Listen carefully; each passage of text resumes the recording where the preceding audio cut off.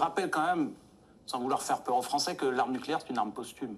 C'est pas un jeu, c'est une arme posthume. C'est pour ça qu'on évite toute forme d'escalade possible avec une autre puissance dotée.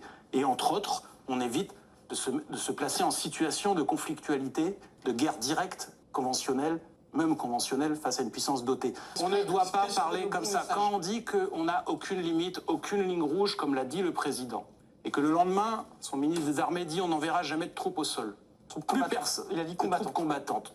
Troupes au sol, en langage politico-militaire, ça veut dire troupes combattantes. Ça ne veut pas dire autre chose. Et les militaires l'ont compris comme ça. Et d'ailleurs, nos alliés l'ont compris comme ça aussi, les alliés de la France, qui se sont tous désolidarisés les uns après les autres de la déclaration du président de la République. Il a isolé la France. Et du coup, là, il en fait des tonnes pour faire oublier son erreur initiale, qui est que si on veut maintenir une ambiguïté stratégique, on parle moins. C'est pas compatible avec l'agitation verbale qui caractérise malheureusement le président trop souvent sur ces sujets, y compris quand il a encore parlé de la dissuasion nucléaire en des termes inappropriés, en proposant d'élargir à l'échelle européenne quand il en a parlé le 5 février. Mais encore une fois, si on veut maintenir une ambiguïté stratégique, on reste plus flou. Là, il a été très très loin d'un côté ou très très loin de l'autre.